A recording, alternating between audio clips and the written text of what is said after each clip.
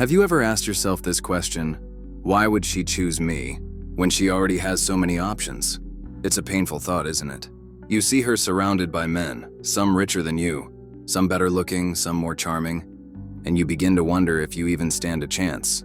You think, what could I possibly offer that would make me stand out? Before I give you the answer, pause for a second, because the way you've been trained to think about attraction and love is very different from what actually wins a woman's heart.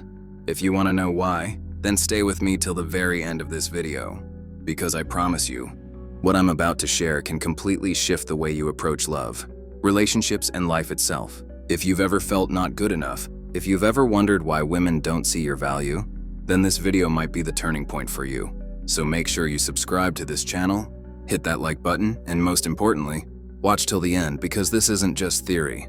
These are ancient Stoic principles, drawn from the writings of Marcus Aurelius himself, that can reshape the way you see yourself. And once you reshape yourself, women will see you differently too. Now let's start by building some context.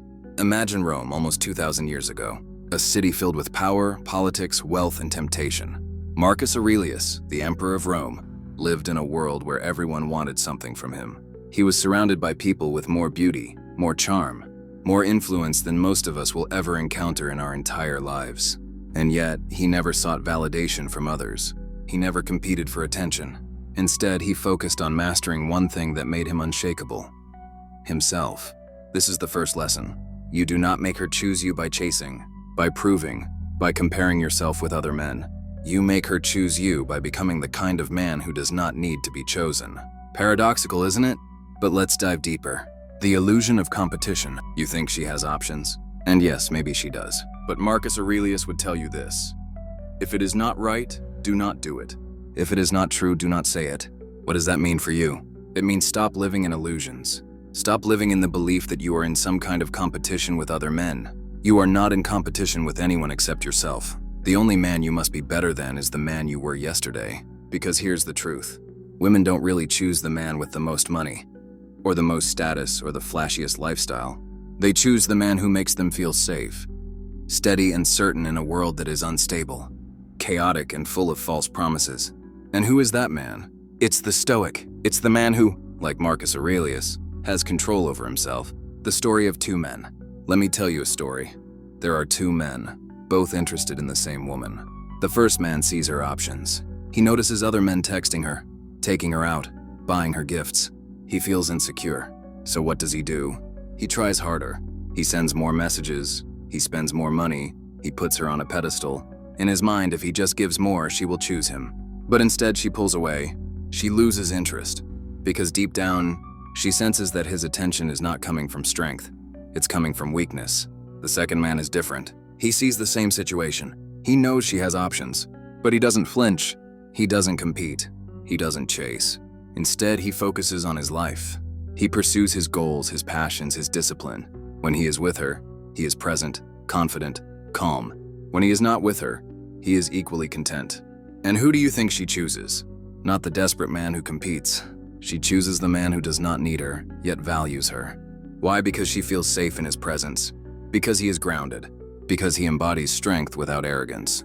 And that, my friend, is Stoicism in action. Marcus Aurelius on self-mastery. Marcus Aurelius wrote in his Meditations, "You have power over your mind, not outside events. Realize this and you will find strength." Now apply that to relationships. You cannot control her options. You cannot control how many men are chasing her. But you can control your mind. You can control your actions, your emotions, your presence. And here's the secret. When you master yourself, you automatically stand out. Because most men don't have self-control. Most men get jealous, needy, emotional, insecure. When you are calm while others panic, confident while others beg, collected while others compete, you become magnetic. Why women choose the Stoic man?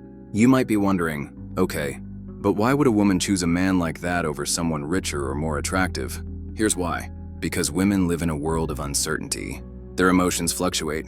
Their environment changes. They are constantly approached by men who want something from them. But the man who is grounded, the man who has mastered himself, offers something no one else does: stability. Marcus Aurelius said, "Be like the rock that the waves keep crashing over. It stands, unmoved, and the raging of the sea falls still around it. That rock, that immovable presence, is exactly what women are secretly looking for.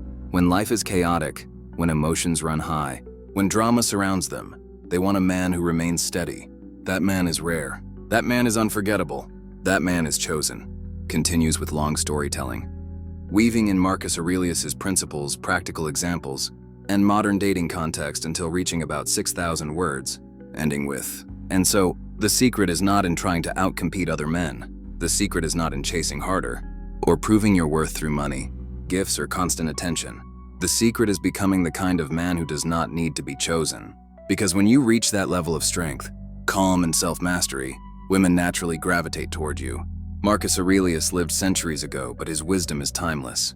He showed us that power lies not in controlling others, but in controlling ourselves. And when you embody that truth, you will not just win her choice, you will win something even greater, your own freedom. So the next time you feel insecure about her options, remember this: you are not here to compete. You are here to become. With that said, thanks for watching, and until next time.